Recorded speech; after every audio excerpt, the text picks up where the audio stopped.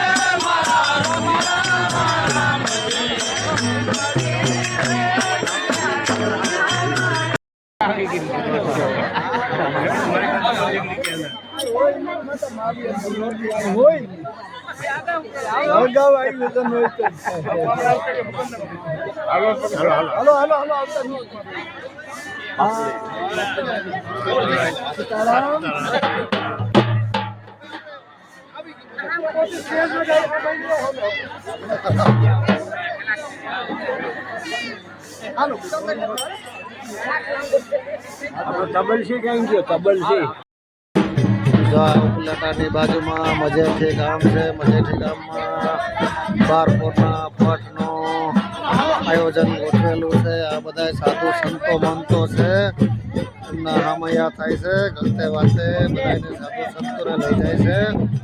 તો તમે 12 બીજના પાઠના ધણીનો પ્રોગ્રામ છે, પાઠનું આયોજન છે. મને લાભ મળ્યો છે આશ્રમનો.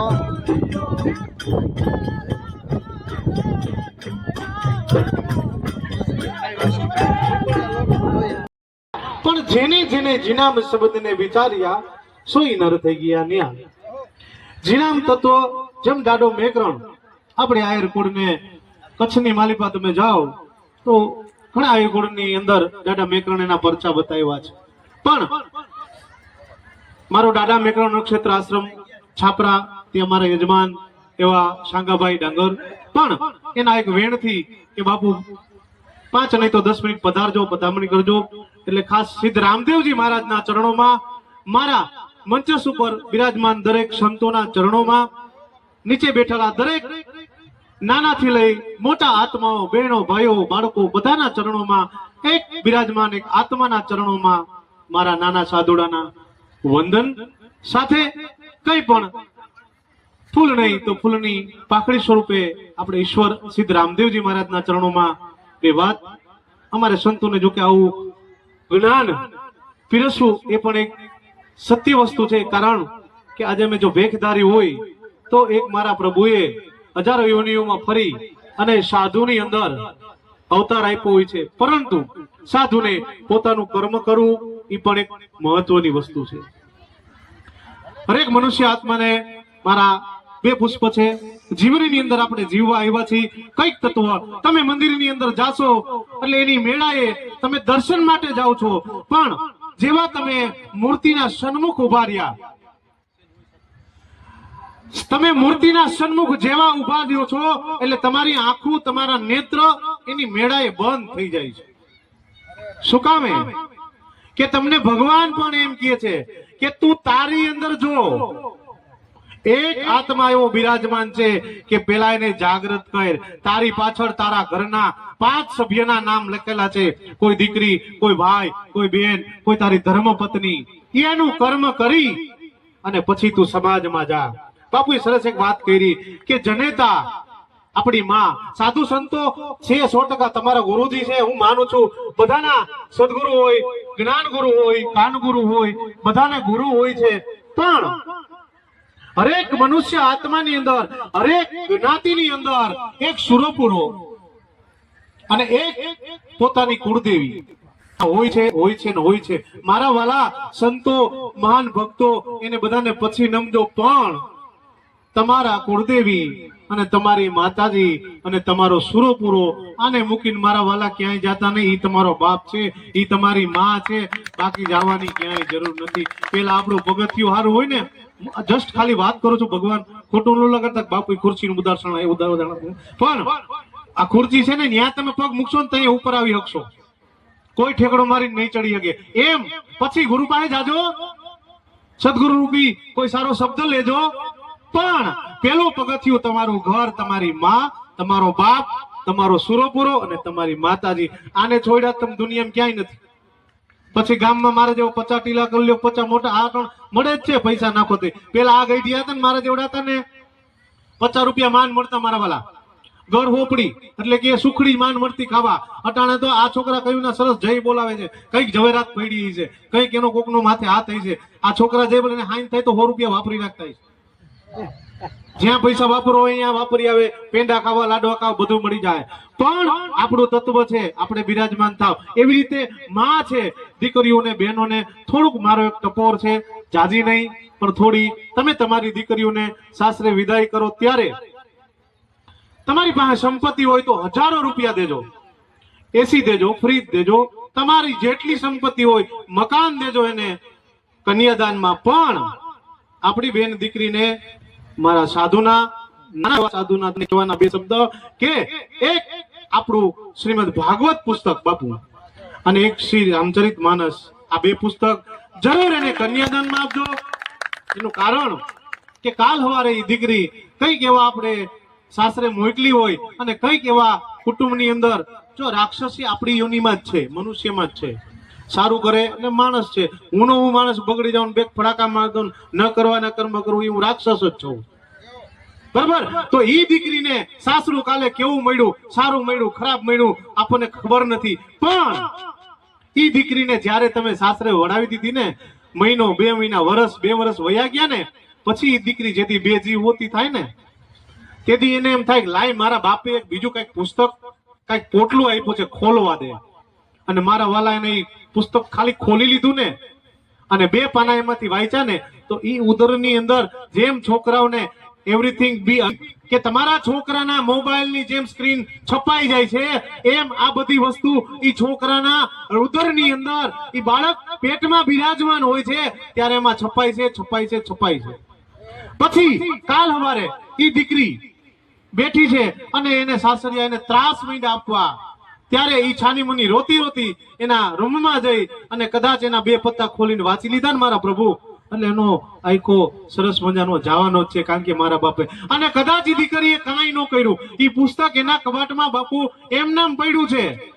પણ ઈ દીકરી જ્યારે એના ઘરમાં 2 અગરબત્તી કરશે ને, તો મારા વાલા ઈ પુસ્તકની અંદર હજારો સંતો, હજારો ભક્તો, હજારો મારો રામ બિરાજમાન થઈ અને આ ભૂમિનો કઈક પ્રતાપ હશે મારા વાલા. આજે નહીં તો હજારો નહીં તો 500 માં દાદા મેકરણનો સરભંગ સંહિતાની વાત તમને કરું કે કચ્છની માલિપા બિરાજમાન અમારો દાદો મેકરણ, જેને કીધું કે જીનામે જોખો મળે, જીનામે જય જયકાર. એમ તો એને બીજી વાણી એવી કીધી કે જીઓ તો ઝેર મથિયો, સકર થયો મુજા શેણ. મરી વેંધા માંડવા રોંધા ભલેજા વેણ. જીવો તો ઝેર મથીયો, એટલે ઝેર જેવું થઈને નો જીવો. જીવો તો ઝેર મથીયો, શક્કર થયો મુજા છેણ. સાકર જેવી તમારી વાણી કાઢો. મરી વેંધા માંડવા, મરી તો જવાનું જ છે, પણ રોંધા ભલેજા વેણ. મારા શબ્દ છે ને મારા વાલા, એ આ સંસારમાં રહી જાય. આપણે કહીને કે લા તારો બાપો તો બહુ હારો માણા હતો, તારો બાપો તો આવો હતો, પણ એના વેણ રહી ગયા મારા વાલા. હે તો તમે જાઓ જા જીહાણમાં સૌ દવ સેણેકો સાથ. જીહાણ કેતા સ્મશાન.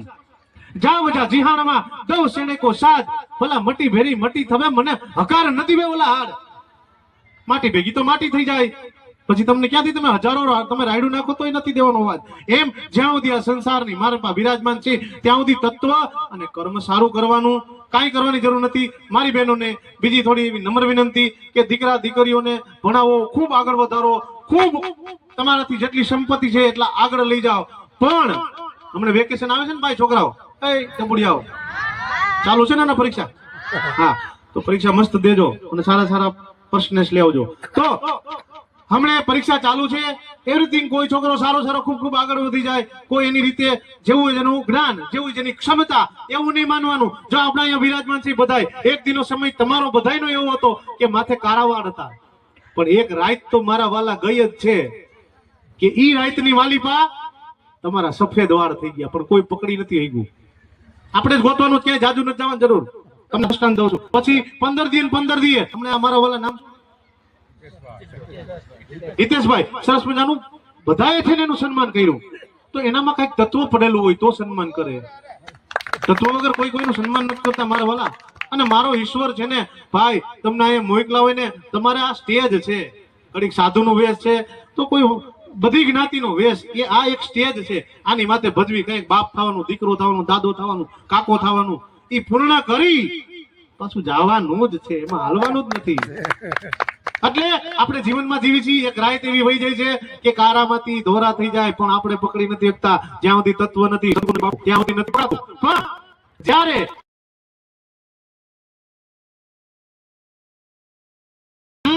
આપણું કર્મ નથી, કર્મથી જ મહાન છે. જેવું કર્યું એ આજ નહીં તો કાલ, કાલ નહીં તો પરમ દિવસે ભોગવવું પડશે, ભોગવવું પડશે અને પામવું જ પડશે. પછી સારું હોય તો ભલે, ખરાબ હોય તો ભલે. દાદાને આપણે યાદ કરવા પડે છે, એને સન્માન કરવું પડે છે. એનું કારણ છે કે આના નાના છોડવા હતા અને એ છોડવામાંથી આટલું વન બની ગયું. તો આમાં હજારો પંખીઓ બેઠાય છે, હજારો પક્ષીઓ બેઠાય છે. એટલો તો એને આશીર્વાદ દે ને મારા પ્રભુ. હે આંગા ભગત નું બોડી છે જોરદાર, મારો ચેલો છે, મારા શિષ્ય છે, પણ ગુરુ ધારણા સદગુરુ છે એનો. એક તો અહીંયા બેઠો રંટા દેવ, હું રંટા દેવા શિષ્ય કરું છું.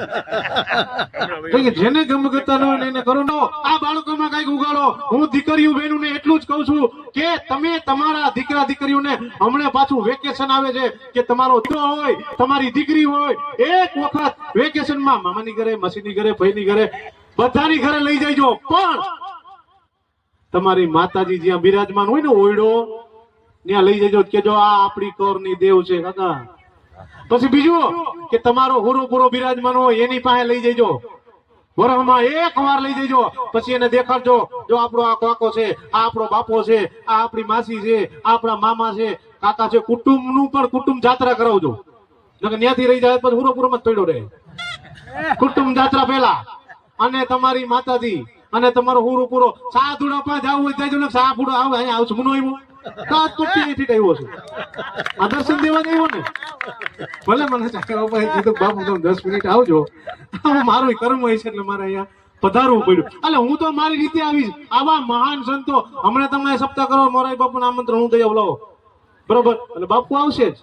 અરે બાપુ એની મેળાએ આવે, પણ તમારું કર્મ મહાન કરો મારા વાલા. આવું કઈક રામદેવજીની કૃપા છે, આવી જ્યોત જાગતી છે. તો અહીંયા સીધ રામદેવજી તમને આટલા બધા આત્માને ભેગા કર્યા, આમાં જમે છે, આટલા બધા અહીંયા બિરાજમાન છે. અને અન્ન છે, નિયાજ મહાન છે હરિ ભગવાન. બાકી કાંઈ કરવાની જરૂર નથી. ઓલો મારો પ્રભુ કબીરદાસ કહી ગયા, કબીરદાસ એના દીકરાને કહી દીધું કે દેને કો ટુકડા ભલા લેને કો હરિનામ, બાકી બધી મું કીધે કથા. મારું મારું છેલ્લે આવું થવું ને પાછું.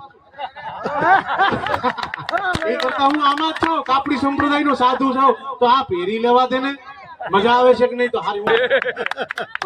એ બધું પછી છે. તમે કર્મ કરો, અહીંયા હારું કરો છો તો અમારા જેવા સાધુડા ની મેળાએ આવવું જ પડશે. પણ નાનીમાં, ટૂંકીમાં અને હાવ થોડીકમાં મારી વાત વિરામું છું. કારણ કે એક તમારા મા બાપ અને તમારા સુરાપુરા આ બધાને પગે લાગજો તમારું બધું સફળ છે, બાકી કાંઈ કરવાની જરૂર નથી. જય સિયારામ, જય જીનામ.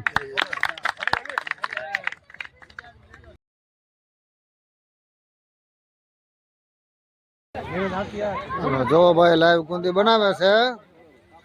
હા, જો આમાંથી કાઢે છે ને ભાઈ છાણીમાં નાખે છે કુંદી. નાખો પેલા નાખો અંદર. બસ જો ભાઈ બનાવે છે બધું છાણી અંદર મિક્સિંગ કરે છે. તો આ બધા મહેનત કરવાવાળા સભ્યો બધા દેશી વસ્તુ છે બધી ભઠિયા. ઓમ ભવ્ય તુલસી ચેનલ જોજો તમે, એમાં બધાને બતાવશે. હે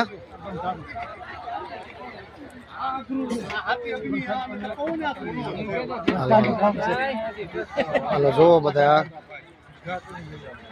જોવા હંગાભાઈ એના ભાઈબંધ દોસ્તારો ગામના બધા સભ્યો બધા ખડી શોખીએ મહેનત કરે છે અહીંયા. તો તમે ના અંજાર દેખાય ચોખ્ખું દેખાય. તમે આવો અહીંયા, તમે ભેગા પડખે ભરીએ બસ તોલો ખંજોરામાં બસ હરિયાળી. હા દેખાય, બધું દેખાય ચોખ્ખું.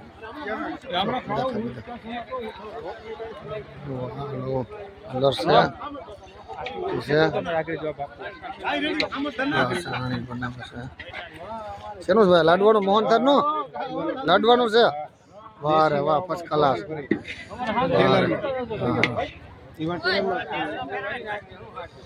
જો તમે બધું જોવા ભાઈ મહેનત કરે છે અહીંયા 3-4 દિવસ થયા. તો તમે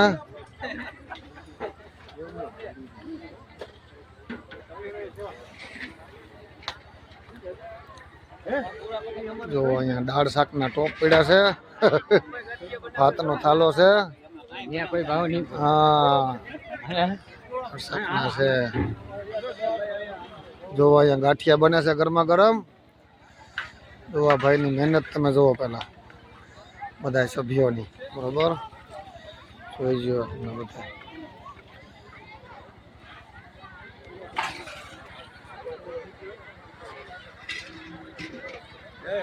જય અલગ ધણી બાપુએ મને કીધું શૂટિંગ ઉતાર લ્યો કે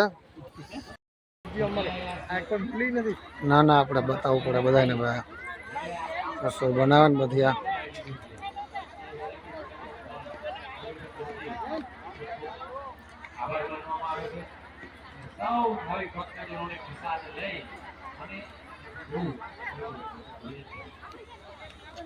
જો અહીંયા રોટલી બને છે દેશી. આયોજન છે અહીંયા, આમ પાઠનું આયોજન છે. બધા બહેનો રોટલી બનાવે છે, રસોઈ બનાવે છે અહીંયા.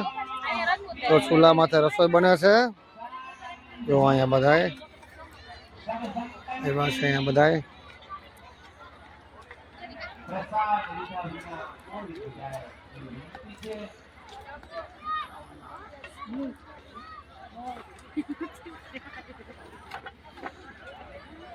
ના બેન તમારું શૂટિંગ જવાનું આશ્રમમાં.